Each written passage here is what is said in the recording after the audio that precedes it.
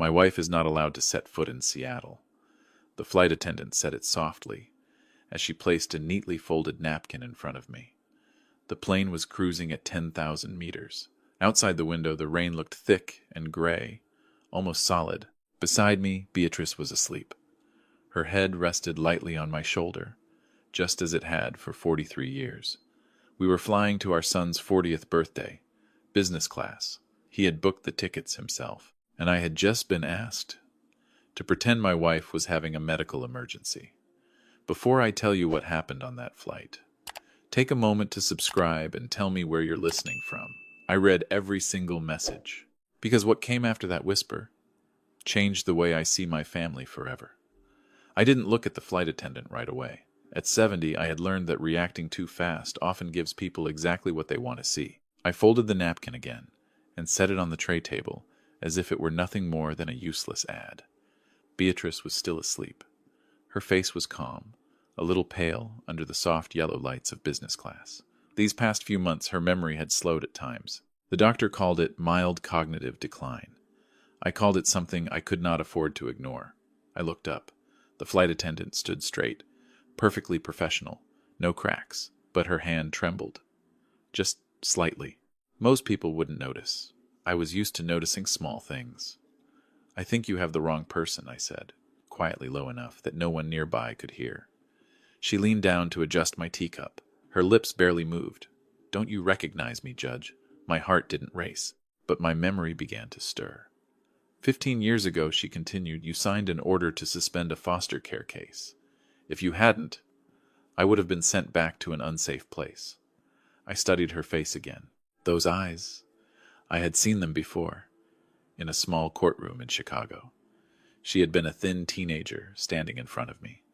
I didn't remember her name, but I remembered that look. Fear, held together by dignity. "Don't look behind you," she added. "They're watching her." I had heard baseless warnings before, but her voice didn't sound like fiction. It carried the weight of someone who had thought very carefully before speaking. I didn't turn right away. I took a sip of tea, set the cup down, then slowly shifted, as if adjusting my legs. 2 men sat a few rows behind us. Both wore dark jackets. Neither spoke. One pretended to read a newspaper, but his eyes didn't follow the lines. The other stared toward the front cabin, with more focus than necessary. They didn't look like relaxed passengers on a rainy afternoon flight. I faced forward again. "You're saying they're waiting in Seattle," I said softly. "Who are they?" She didn't answer directly. "Why do you think this flight was reassigned to a private gate in the VIP area right after takeoff? Do you really think that was random?" I didn't like being questioned that way, but I understood. Thomas booked the tickets. Thomas arranged the birthday party at the seaside villa he had just leased long-term. Thomas had called me 3 times this past week, reminding me not to forget the family trust documents, just to talk things through while we're there. When a son starts caring too much about paperwork, a father should start watching. "Why do I need to pretend my wife is having a medical emergency?" I asked. She looked straight at me for the first time. "Because if she arrives there fully aware, everything will be out of your control. I don't trust vague words. I need facts." "I can't explain everything here," she said. "But I know those 2 men aren't just passengers. They were clearly briefed on your seats before boarding." "Briefed by whom?" She hesitated for a second. "A woman named Vanessa." My daughter-in-law's name dropped between us like a heavy object. Vanessa was always gentle, always eager to help Beatrice reset her phone so it's easier to use, always reminding me that Seattle would be better for my wife's health, that the sea air would help stabilize her mood. I didn't like how proactive she was, but I told myself I was getting old and overly suspicious. The plane shook lightly with turbulence. An announcement asked passengers to fasten their seatbelts. The flight attendant straightened up again. "I can't say more right now, but you need to decide soon. If you don't request an emergency landing, once we arrive, you won't have any chance to adjust the situation." I looked at Beatrice. Her hand rested on mine, thinner than before, more fragile than before. I had signed rulings that changed other people's lives, but this was the first time I had to weigh a decision that could alter my own family's fate. "You want me to create chaos in midair?" I asked. "I want you to keep control," she replied. Control. I taught Thomas from a young age that honor is not something you sell. I believed he understood that. I was proud when he started his own company, when he bought his first home. But over the past 3 months, he had talked often about temporary difficulties, about financial restructuring, about short-term loans. I offered help, openly. He refused. Vanessa said they wanted to be independent. So, why were 2 men watching my wife on this flight? I folded the napkin once more and slipped it into my jacket pocket. I won't request a landing, I said slowly. But I won't sit still either. The flight attendant's expression changed. No longer worry. Waiting. If you chose to speak to me, I continued, then I believe you know more than this. And I need the whole truth. She glanced quickly toward the back of the cabin. The 2 men were still there. After the lights dim for dinner service, she said, I'll come back. Don't let them see that you suspect anything. I nodded. The plane continued toward Seattle, cutting through thick gray clouds. I sat upright, keeping my breathing steady. There are whispers in life that, if ignored, leave regret behind. I refused to land, but I was beginning to understand. This flight was never just about a birthday party. The cabin lights softened as dinner service began. The quiet clink of spoons against plates moved in a steady rhythm, as if nothing unusual were happening at this altitude. I leaned toward Beatrice. Are you cold? I asked softly. She opened her eyes and smiled faintly. No, just a little tired. I held her hand longer than usual. I needed to feel that she was still there, still present, still the woman who had walked beside me for nearly half a century. Her memory lapses made me more alert, not less. They did not make her someone easily led, no matter what others might think. I excused myself and stood to use the restroom at the front of the cabin. One of the 2 men behind us lifted his head slightly. Just a glance. Enough to confirm they were not relaxed. I closed the door. The space was narrow and quiet. Beatrice's phone was in her coat pocket. I had taken it with me. Vanessa had reset it 2 weeks ago, saying my wife kept tapping the wrong apps. I didn't like it, but I hadn't objected. I turned the phone on. The passcode was still our wedding date. Vanessa didn't know that. The message folder was clean to the point of emptiness. Call history showed only a few familiar numbers. Too clean. I checked the voice memos. Nothing. But years of experience had taught me not to trust perfect surfaces. In the cloud storage, there was a subfolder that hadn't synced. I opened it. One audio file sat inside, named with a string of meaningless characters. 7 minutes long. I put on my earphones. Thomas's voice came first. Calm. A little worn. We're out of time. If this isn't resolved this quarter, the bank will freeze the entire project. Vanessa replied, her voice low, precise. I told you already. Your mother is the key. The insurance went into effect last month. All we need is a reasonable incident at the villa, and everything gets paid out. I didn't blink. Thomas was silent for a few seconds. I don't want this to go too far. No one does, Vanessa said. We're just creating a situation. She already has memory issues. We adjust the medication slightly. Deeper sleep. More weakness. No one asks questions. I stopped the recording there. There was no explosion in my head. No burst of anger. Just a cold, empty space. I thought back over the past few months. The times Beatrice said she felt unusually drowsy during the day. The new pills Vanessa insisted a doctor in Seattle had recommended. Thomas's calls, always circling back to asset restructuring for tax efficiency. I had told myself I was getting old, paranoid. I was wrong. I played the final part. Vanessa said, once it's done, we need her signature on the power of attorney documents. In that state, she'll sign anything you put in front of her. Thomas didn't answer right away. Then he said something that made me close my eyes. Dad will never agree, Vanessa replied. That's why we have to separate him. Don't let him control the situation. I removed the earphones. In that cramped space, I asked myself what I had missed. How could a child I once carried in my arms calculate like this? I had taught him about the law, about consequences, about the abuse of trust. I believed he understood. Maybe I had confused understanding with acceptance. I opened the phone again, checked the health app. Beatrice's medication reminders had been altered. The times were pushed back by 2 hours compared to the original schedule I kept at home. A small change, enough to cause prolonged exhaustion. I looked at myself in the mirror. A 70-year-old man, gray hair, eyes not as sharp as they once were, but still fully awake. I didn't feel afraid. I felt betrayed. I returned to my seat. Beatrice was awake, looking at me with a gentle, slightly unfocused gaze. "You were gone a while." "I was checking something," I said. The flight attendant appeared in the aisle, pushing the meal cart. When she reached me, she leaned down to adjust the tablecloth. "Did you see what you needed to see?" she asked quietly. "I heard it," I said. Her eyes changed. No more doubt. "I don't know exactly what they plan to do," she continued, "but I know they spoke with someone on the ground before takeoff. They requested a private exit and private transport." "Because they don't want witnesses," I said. She gave a slight nod. I leaned back. The pieces began to lock into place. The birthday party wasn't the center of the plan. It was just an excuse, a reasonable backdrop to explain our presence at a villa far from the city, a place private enough. I looked at Beatrice. Her eyes had closed again. "Have you been feeling unusually tired lately?" I asked. She thought for a moment. "Maybe. But don't worry. Vanessa said the new medication needs time." I nodded. But the decision was already made. I would not create panic in midair, as first suggested, but I would not let them guide us once the plane landed. "We're not moving to Seattle," I said softly, just loud enough for myself. The two men behind us looked our way again. This time they didn't bother hiding it. I understood that once the plane touched the ground, everything would accelerate. But at this altitude, I still had time. And for the first time since takeoff, I was no longer sitting still waiting for things to happen. I began to calculate. At my age, I no longer have the strength for reckless decisions, but I can still read the board. And this board was set at 10,000 meters, where there are no easy exits. I looked at the screen in front of me. The flight still had more than 2 hours before Seattle. Outside, the storm was moving north. The pilot had just announced possible severe turbulence during descent.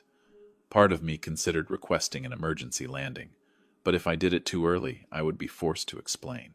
And if those two men already knew our seat numbers, they might also have been instructed to block any sudden change. I leaned toward Beatrice. "Can you trust me with something?" I asked. She opened her eyes. "You've never asked me that before. When we land, you may need to pretend you're weaker than usual, just for a short time." She studied me longer. Her memory might slow at times, but her instincts never had. "Is Thomas in trouble again?" she asked. I didn't answer directly. "I just want to make sure we keep the right to decide." She nodded slowly. Didn't ask anything else. I pressed the call button. Sloane arrived a few minutes later. I asked for warm water. As she leaned down, I spoke very quietly. "I need to know what they can control on this flight." She understood immediately. "They don't have access to flight operations," she said, "but they requested a private Wi-Fi connection. One of them is carrying an auxiliary transmitter. I can't call the police from here." "You can," she said, "but if they realize it, they'll act before we land. And then, I'm not sure who will keep control." I didn't like the word act, but I understood it wasn't harmless. I glanced behind us. The man by the window was using an iPad. He wasn't reading. The screen reflected chat windows appearing and disappearing. "Can you get them out of their seats for a few minutes?" I asked. Sloane thought. "If there's a medical situation." I gave a slight nod. "Then we'll create one." She looked at me, checking that I understood the risk. I had seen courtrooms where one wrong word shifted an entire case. But right now, waiting was the greater danger. I placed a hand on my chest and took a few deep breaths. When Sloane returned with the service cart, I leaned forward slightly, letting my breathing grow uneven. Arthur Beatrice whispered. I didn't answer. I let the cup slip from my hand. It hit the floor loudly enough to draw attention. Sloane reacted at once. "Sir," I clutched my chest, tightening my face as if bracing against pain. No need to overact. At my age, labored breathing and a change in color were enough to cause concern. The two men behind us stood up almost at the same time. "I'm a doctor," one of them said, moving forward quickly. I looked at him. "I don't need a doctor," I said, in broken phrases. "Just air." Sloane turned toward the crew at the front. "We need assistance." Within minutes, business class shifted into controlled chaos. Another attendant asked passengers to remain seated. The lights brightened. The man with the iPad set the device on his seat as he leaned toward me. He was too focused on watching me to notice Sloane subtly sliding the iPad toward the service cart. I caught it from the corner of my eye. "I just need a few minutes," I said, letting my head rest back. Sloane whispered, "We're going to take you forward for a check." They helped me up slowly. As we passed the two men's row, I heard one of them murmur, "Call downstairs." "There's a change." I memorized the voice. At the front of the cabin, Sloane led me into a small crew rest area. The door closed. She placed the iPad on the folding table. We have about 5 minutes before they realize. I opened the device. No password. The chat app was still open. The contact name was clear, V. The latest message read, "Make sure she signs nothing except the prepared documents. The lawyer will be standing by." I scrolled up. An attachment. Asset transfer agreements. Medical power of attorney. Everything filled in. Waiting only for Beatrice's signature. I checked the dates. They had been drafted 3 weeks earlier. "Can you send these files to me?" I asked. "How?" Sloan said. I reached into my inner jacket pocket and pulled out a small device. An old professional habit. An independent recording and storage unit not tied to any public network. "I need copies," I said. She connected the device with a spare cable. Within minutes, everything was transferred. Footsteps hurried outside the door. "They're getting suspicious," she said. I closed the iPad and placed it back exactly where it had been. Sloan took a breath and opened the door. I stepped out, keeping the look of fatigue on my face. "Just low blood sugar," I said, loudly enough for the 2 men to hear. "Old age isn't kind." One of them stared at me. "We can assist when we land." "I won't need assistance," I replied calmly. I returned to my seat. Beatrice took my hand. "Are you okay?" she asked. "I am," I said, "and I've just seen what we needed to see." The plane shook harder as it entered thicker clouds. The pilot announced worsening weather in Seattle with a possible delay before landing. I closed my eyes, but I didn't sleep. They thought I was just an aging father pushed into a passive role. They forgot that I had spent 40 years reading lies, seeing through polite masks, and waiting for the right moment to reopen an entire file. The plane was still in the air, and the game had only just begun. The plane began its descent after nearly 40 minutes of circling above Seattle's dull gray sky. I looked out the window. The sea below was dark and flat, like cold metal. I had copies of everything they had prepared. But evidence only matters when it's used at the right moment. Sloan passed by. Her eyes paused on me for a brief beat. No words. I understood. The ground had been notified. When the wheels touched the runway, Beatrice gently squeezed my hand. She kept the look of fatigue, but not too much. We had agreed on that. She only needed to appear weaker than usual. Nothing more. The 2 men behind us stood up the moment the seatbelt sign turned off. They didn't rush, but their movements were too precise for ordinary passengers. I stood slowly, supporting Beatrice like a proper aging husband. The aircraft door opened not toward the main terminal, but to a private passage leading into the VIP area. I wasn't surprised. Thomas and Vanessa were waiting at the end of the glass corridor. Thomas stepped forward and hugged me. Just tight enough.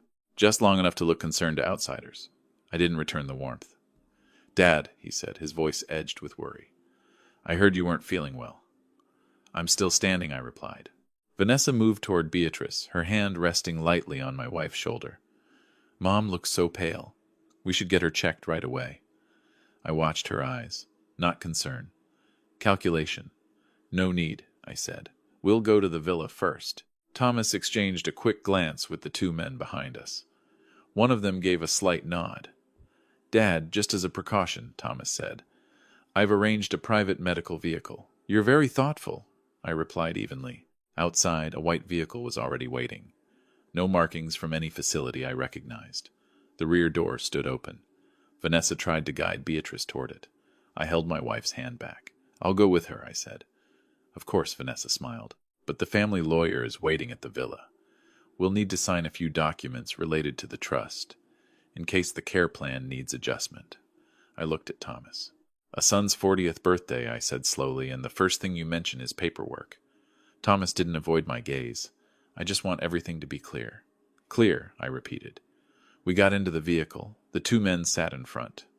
Vanessa sat beside Beatrice. Thomas sat across from me. During the drive along the coast, no one spoke much. I noticed Thomas checking his phone again and again.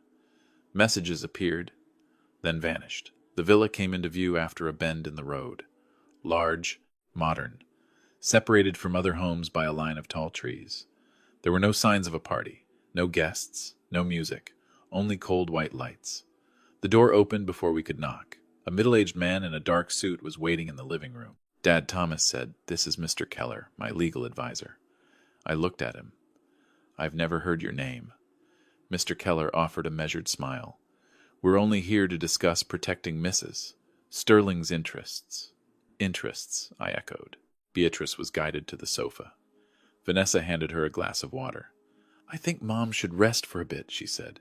Meanwhile, you and Thomas can sign a temporary medical authorization, so in case of an emergency, we can make decisions on her behalf. I took the folder placed in front of me. I had already seen its draft on the iPad. The only difference now was that Beatrice's signature line was still blank. Why does this require full trust authority? I asked, turning to the last page. Thomas took a breath. It's just a precaution. A precaution against what? Against the possibility that Mom loses full cognitive capacity. The room went silent for a few seconds. I set the folder down. Thomas, I said for the first time, using his name without any warmth, how long have you been preparing this? He looked at Vanessa before answering. You're misunderstanding. I rarely misunderstand. Vanessa stepped in, her voice still gentle. Dad is tired. Maybe we should let Thomas explain later. I'm very alert, I replied. I took the small device from my inner pocket, the same one I used on the plane. I placed it on the table. I didn't turn it on. I heard your conversation, I said. Thomas froze. Vanessa didn't blink. What are you talking about? Thomas asked. I'm talking about the insurance, about adjusting the medication, about the plan to separate me from my wife. Vanessa let out a soft laugh. You're imagining things. I copied the files from the device your people brought, I said, including this transfer agreement. Thomas shot to his feet. You had no right to access. I have the right to protect my wife. I cut in. No one spoke. Beatrice remained seated, eyes closed as if exhausted. But I knew she was listening.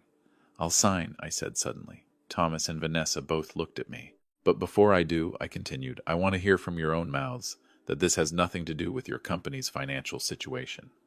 Thomas shook his head. No, and nothing to do with the insurance policy activated last month. Vanessa's hand tightened on the armrest. I want to hear it, I said again. The room grew heavy. I didn't need them to shout or attack. I only needed one more wrong sentence, because outside the villa, others were waiting. And this time, I wasn't the only one prepared. The room stayed quiet long enough for me to hear the wind striking the glass behind me. Thomas broke the silence first. You're making too much of this, Dad, he said, his voice no longer calm. I'm just trying to protect the family assets. If something happens to Mom without proper authorization, everything falls apart. Family assets, I repeated. Or your loan? Vanessa stood up. We don't have to keep going like this. If you don't trust us, we can cancel everything. No, I said. We'll continue, but we'll do it clearly. I turned on the recorder on the table. A dry click cut through the room. I want you both to confirm, I said slowly, that there is no insurance policy set up around your mother's health. Thomas looked at Vanessa. She said nothing. Answer me, I said. Thomas swallowed. There is insurance, he said quietly. But it was a reasonable financial decision. And the medication changes, I asked. Just to help her sleep more deeply, Vanessa replied. She's always been anxious. I checked the original prescription, I said. Those adjustments didn't come from her doctor. No one denied it. I didn't raise my voice. I didn't hit the table. I simply let the silence stretch once more. Thomas, I said, how long have you been planning this? He sat back down, the confidence gone from his face. I didn't see another way. The company was collapsing. Without that payout, we would lose everything. Lose everything, I repeated. And so you were willing to break your own family. I never meant to hurt Mom, he said quickly. Just create a situation. Then things would be controlled. I looked at him for a long moment. A man in his 40s. Yet in that instant, I only saw a frightened child who had chosen the wrong road. Beatrice opened her eyes. She sat up straight. The fatigue was gone. Vanessa stepped back on instinct. You think I didn't notice? Beatrice asked, her voice soft but steady. The pills that made me unusually drowsy. The conversations that stopped whenever I entered the room. Thomas stared at her, as if seeing the impossible. Mom, he whispered. I've been more aware than you think, Beatrice said, and your father didn't miss a thing. I stood. Outside, I said. There are representatives from the Financial Investigation Unit and 2 airport security officers. They're not here to make a scene. They're here to document. Vanessa went pale. You called them in advance. I only made sure that once the truth was spoken, it couldn't be erased. The front door opened quietly. 2 people stepped in, calm, unhurried. They introduced themselves briefly and asked to see the relevant contracts. Thomas didn't resist. He sat still, his hands clasped together. I didn't look at my son as the documents were collected. I looked out at the ocean through the wide glass window. The waves moved steadily, unaware that a family had just cracked itself open. I didn't want to see my child taken away in chaos. But I also refused to cover up what had happened. "Dad," Thomas said as he stood at the investigator's request. "Can we stop this here?" I turned back. "You went too far," I said. "I'm only stopping where the truth begins." He lowered his head. Vanessa said nothing. After they left the house, the room felt strangely empty. Beatrice sat down and let out a quiet breath. I sat beside her. "Do you regret not getting off the plane?" I asked. She shook her head. "If we had stopped halfway, everything would only have been delayed. At least now, it's exposed." I held her hand. That night, we didn't stay at the estate. I called our private family attorney. Every trust was reviewed. Protective clauses were added, ensuring no one could make unilateral changes as long as either of us remained clear-minded. A few months later, I decided to use most of the assets I had once planned to leave to Thomas, to create a new fund, a fund to support elderly people who are financially manipulated by their own families. I didn't do it to punish my son. I did it because I saw a gap in the legal system, where older people are treated as weak simply because they trust. Thomas later faced the legal consequences of his choices.